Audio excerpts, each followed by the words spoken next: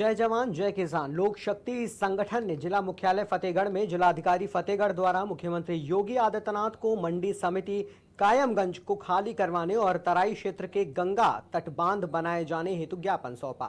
इस कार्यक्रम के दौरान जिला अध्यक्ष कमलेश राजपूत, प्रदेश अध्यक्ष हरलाल राजपूत, जिला उपाध्यक्ष मेजर श्यामपाल सिंह, जिला महामंत्री अवनीश सिंह तोमर, जिला महासचिव जगदीश यादव, ब्लॉक अध्यक्ष सत्यपाल पाल सिंह सहित सैकड़ों लोग मौजूद रहे। फर्रुखाबाद के गंगा तट वंदीय क्षेत्र तराई के 156 गांव जो कि भयानक बाढ़ से जूझ रहे हैं। ऐसे कई दर्जन गांवों का मुख्यालय से संपर्क टूट चुका है। ऐसे में शासन प्रशासन सो रहा है। अभी तक ग्रामीणों को ना तो मेडिकल सुविधा न खाने पीने की सुविधा मिल पा रही है। बाढ़ में फंसे लोगों को निकालने के लिए स्टीमर सुविधाओं की कोई भी व्यवस्था नहीं की गई है। सारी सुविधाएं शासन और प्रशासन के कागजों तक ही सीमित है। धरातल पर कोई कार्रवाई नहीं हुई। हर साल से बाढ़ की मारामारी जो है वो ग्रामीणों की करोड़ों रुपए की फसलों का नुकसान और हजारों की संख्या में जाने जो है वो गवा चुकी है। सर, हमारी दो मांगे हैं। नंबर एक, कायमगंज में जो मंडी समिति है उसमें किसानों के लिए जो टीन शेड पड़े हुए हैं उस पर व्यापारियों ने अवैध कब्जा कर रखा है।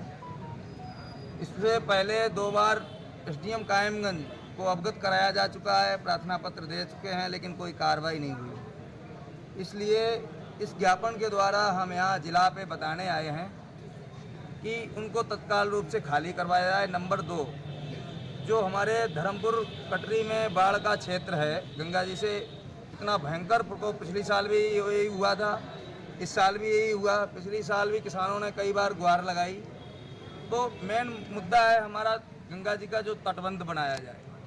मैंने माननीय मुख्यमंत्री जी के लिए ज्ञापन डीएम साहब के द्वारा भेजा है और उसमें यही मांग रखी है कि हमारे तटबंध को लेके सरकार जो है संज्ञान में ले और उस पर जो भी कार्रवाई चालू करवा के तटबंध को बनाया जाए। अगर ऐसा नहीं होता है तो हमने इसमें साफ लिख दिया है कि किसान आंदोलन करेंगे और किसान आंदोलन करने को बाध्य होंगे। जबकि जमापुर किराए पे जब योगी जी आए थे उन्होंने खुद ही कहा था, स्वयं कहा था कि मैं आपको तटबंध बना के दूंगा। आपकी समस्याओं को मैंने देखा है, समझा है, मैं आपकी पीड़ा को समझता हूँ और मैं आपके तटबंध पे काम करवाऊंगा। लेकिन ऐसा हुआ नहीं। जो भी हुआ, जो भी अब जब भी कोई भी जो जनप्रतिनिधि, सरकार के जनप्रतिनिधि जो हैं वो खाली एक लॉलीपॉप देने का काम कर रहे हैं कि आज बनेगा कल बनेगा। ऐसा वर्षों से लॉलीपॉप खाते चले आ रहे हैं। आप भी ये बोल रहे हैं कि धरना प्रदर्शन करेंगे, ये करेंगे। आए दिन आप ज्ञापन देते रहते हैं लेकिन कोई निष्कर्ष नहीं निकल कर आता। कोई निष्कर्ष नहीं निकलता है। ये लास्ट ज्ञापन है। माननीय योगी जी को हमने डीएम द्वारा मुख्यालय से यहाँ से ज्ञापन दिया है आज, और इससे हमने चेतावनी के रूप में इसमें स्पष्ट लिख रखा है। अच्छा, स्वास्थ्य व्यवस्था से क्या आपको लाभ मिल रहा है इस समय बाढ़ प्रभावित लोगों को? सर, हमारे लगभग 156 गांव प्रभावित हैं। 156 गांव तो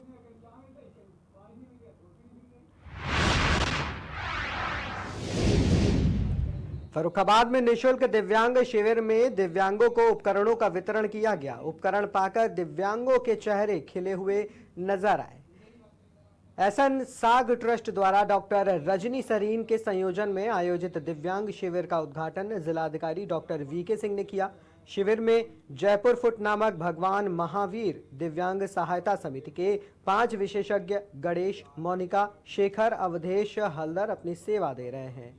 ईएनटी के स्पेशलिस्ट डॉक्टर शिखर सक्सेना और उनकी टीम परीक्षण कर मरीजों को ट्रस्ट द्वारा निःशुल्क दवाएं और कान की मशीन भी दे रही है।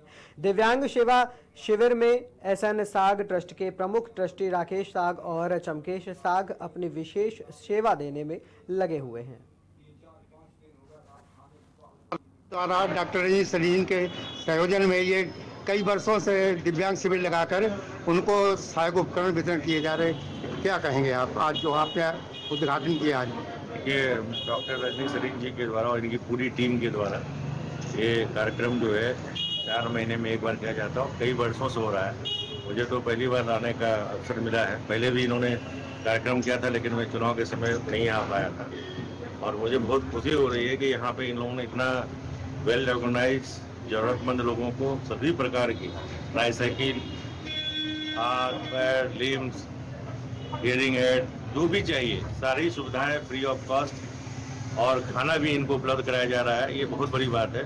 और जन सेवा, मानव सेवा, इससे बढ़ के कुछ भी नहीं है। कोई भी प्रोफेशन में रहे, जो जन सेवा है उसे सबसे पहला, उसी के लिए हम सब लोग मिलके और अच्छा काम करेंगे। और उम्मीद है कि मैडम इसी तरह से और बाकी इनकी पूरी टीम काम करते रहे और इतनी अच्छी सेवा कर रहे हैं। इसके लिए मैं पुनः इनको बहुत बहुत बधाई देता हूँ। इन्होंने मुझे बुलाया, उसके लिए भी बहुत बहुत इन बधाई के पात्र हैं। और जिला प्रशासन के द्वारा, शासन के द्वारा जो भी सहयोग की आवश्यकता होगी हम लोग पूरा सहयोग देंगे।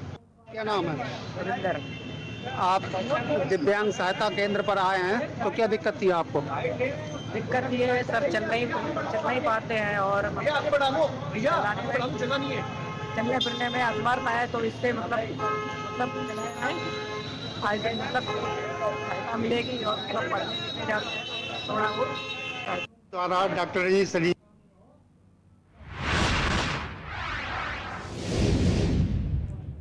डीएम के निर्देश पर एसडीएम ने सीएससी नौगढ़ का परीक्षण किया। एसडीएम नौगढ़ कुंदन राज कपूर के निरीक्षण के दौरान सीएससी नौगढ़ में घोर लापरवाही दिखाई दी। अस्पताल में रंग रोगन के कार्य के दौरान इधर उधर अस्त व्यस्त सामान भी मिले। अस्पताल में निरीक्षण के दौरान 2 स्वास्थ्य कर्मचारी अनुपस्थित पाए गए। दवा स्टोर रूम में सितंबर माह में एक्सपायर होने वाली दवाओं का भी भंडार था। एसडीएम ने नाराजगी जाहिर करते हुए सीएससी अधीक्षक को दवा बदलने का निर्देश दिया। एसडीएम ने सीएससी अधीक्षक को चेताया, अक्टूबर के पहले हफ्ते में दोबारा निरीक्षण करने की बात भी कही। सीएससी नौगढ़ का निरीक्षण किया है, कुछ लोग उपस्थित थे, क्या था, क्या पाया, क्या कार्रवाई? आज मेरे द्वारा सीएससी नौगढ़ का निरीक्षण किया गया। वहाँ 2 अनुपस्थित पाए गए बिना किसी सूचना के। एक बीएएम थे और एक वार्ड बॉय था। संबंधित के खिलाफ कार्रवाई के लिए मैंने आदरणीय डीएम साहब को लेटर भेज दिया है और प्रतिलिपि सीएमओ को भी भेज दिया गया है। संबंधित साहब कार्रवाई की जाएगी। सर, सुदूर इलाका और सीएससी बहुत महत्वपूर्ण है, आपके नजरिए से इसको कैसे देखें? बहुत ही महत्वपूर्ण है। नौगढ़ जैसे क्षेत्र के लिए सीएससी नौगढ़ सर्वाधिक महत्वपूर्ण है। अधिसंख्य के गरीब जनता है और वो सिर्फ नौगढ़ के उनके पास एक ही माध्यम है इलाज के लिए। तो जो भी व्यवस्था था, काफी कमियां थी, निर्देशित किया गया है वहाँ के अधीक्षक साहब। सीएससी नौगढ़ का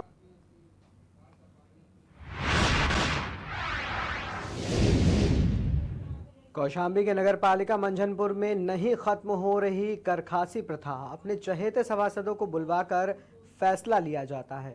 बता दें, कारखासों के वार्डों में खोला गया विकास का पिटारा अन्य सभासदों के क्षेत्रों को दरकिनार करने की सामने बात आई। सभासदों ने डीएम कार्यालय जाकर ये गुहार लगाई है जिम्मेदारों ने, जिसके बाद चुप्पी साधी है। सभासदों ने टेंडर निरस्त करने की मांग की। जिले के मंझनपुर नगर पालिका का ये पूरा मामला है। यह है, कल हमने योग के संज्ञान में लाया और किसी वार्डों में 2-2, 3-3 काम दिए गए हैं, किसी वार्ड में 9-9 कार्य दिए गए हैं। अध्यक्ष और ईओ जो है अपने चहेतों को जो है ज़्यादा काम दे रहे हैं और इससे जहां जरूरत है वहां कराए जाए, चाहे जिस वार्ड में हो। मेरे भी वार्ड में अगर समस्या है तो मेरे वार्ड में कराई जाए, दूसरे वार्ड में है तो दूसरे वार्ड में कराई जाए। ये नहीं कि वहां आवश्यकता नहीं है उसके बावजूद विकास कार्य कराया जाए। और हम लोगों के जो विकसित क्षेत्र हैं, जो नए गांव सम्मिलित हुए हैं, उनकी लगातार अनदेखी की जा रही है। मैं आपके माध्यम से जिलाधिकारी महोदय, नगर विकास मंत्री, माननीय मुख्यमंत्री महोदय से अनुरोध करना चाहता हूं कि इसके जांच करा करके उचित ढंग से खुली बैठक करके करा जाए। यहाँ पर प्रस्ताव का अपने आप पास कर लिए जाते हैं, ऐसा नहीं होना चाहिए। विकास कार्यों के लिए खुली बैठक, बोर्ड की बैठक बुला के उसमें अनुमोदन करा करके और फिर नए सिरे से कार्य कराए जाए। क्या नाम है आपका? विनोद कुमार तिवारी। यह है, कल हमने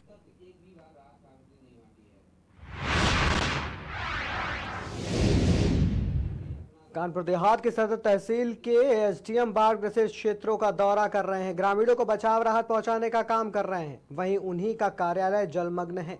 पूरी तहसील टापू में तब्दील हो चुकी है। क्या वकील, क्या कर्मचारी और क्या फरियादी सब परेशानी का सामना कर रहे हैं। तहसील के हालात देखकर तकलीफ भी होती है और हंसी भी आती है कि जब एसडीएम साहब अपनी तहसील के हालात नहीं सुधार पा रहे हैं तो ग्रामीण क्षेत्रों के हालात कैसे सुधरेंगे, इसका अंदाजा शायद ही लगाया जा सकता है। मौजूदा में पानी भरा हुआ है। हर जगह पे। तो एसडीएम साहब कैसे आते हैं, आप लोग कैसे आते जाते हैं? ये आज ही दिक्कत हो रही है, रात में बारिश हुई है ना, इसलिए ज़्यादा प्रॉब्लम हो गई, वैसे तो ठीक था। तो एसडीएम साहब जो अपने कार्यालय को सुरक्षित नहीं कर पा रहे, तो आम क्षेत्र में कैसे पता लगा? भ्रमण पे गए? भ्रमण पर गए होंगे, लेकिन आकस्मिक है, रात भर बारिश हुई है, इसमें क्या कर सकते हैं। तो फरियादियों को कितनी दिक्कत हो रही होगी, आप लोग को कितनी दिक्कत हो रही है? दिक्कत तो है फिलहाल, लेकिन व्यवस्था चल रही है, आया है ट्रैक्टर पानी निकालने के लिए, पानी निकालेगा भी। तो खास बात नहीं है? अब खास बात है तो, लेकिन क्या किया जाए, व्यवस्था चल रही है, सरकारी अमला लगा हुआ है निकालने में पानी। और क्या हो रहा है, बारिश में क्या नाले बनते हैं, जो मौसम में बनते हैं, जब आगे बांध लगा हुआ पानी कहाँ जाएगा। तो यहाँ लोग कितनी दिक्कतें हो रही हैं, चाहे वकील हो, चाहे लोग गिर जा रहे हैं, तो क्या शासन प्रशासन को नहीं दिख रहा है? शासन भी तो गाड़ी से आ रहे हैं, गेट पे पानी भरा हुआ है, कैसे आ रहे हैं लोग? गाड़ी से पैर रखेंगे तो भी पानी बचाएगा, तो आएंगे नहीं दिन में। तो जब एसडीएम साहब के कार्यालय के हालात हैं, तो आम जनता क्या उम्मीद लगा उनसे, ये बताइए। अफसर उसके लिए क्या बता सकते हैं, वो खुद ही जनता देख रही है, उम्मीद वो क्या लगाए, उम्मीद अपनी दबा के बैठे ना। अब साहब का कार्यालय यहीं पे, एक बार जाके आप फरियादी जो आते हैं वो कैसे आ रहे हैं? वो उसके पैर के आ रहे हैं। नौचनी जी क्या? मैम क्या नाम है? मेरा नाम यादव। ये बताइए, ये हालात जो है उप जिलाधिकारी कार्यालय के हैं, तो क्षेत्र के हालात क्या होंगे? अब वो तो साहब भी बता सकते हैं क्या होगा। जब यहाँ सदर की तहसील नहीं क्लियर हो रही है, तो बाहर का क्या हाल होगा। साहब गए क्षेत्र का दौरा करने, बाढ़ ग्रसित क्षेत्रों का। हम भी एक एप्लीकेशन देने जा रहे हैं कि बाढ़ ग्रस्त में हम लोग फंसे हुए हैं, ठीक है, हम लोग को मुआवजा दिया जाए। लेखपाल को जाए देखने, अभी एप्लीकेशन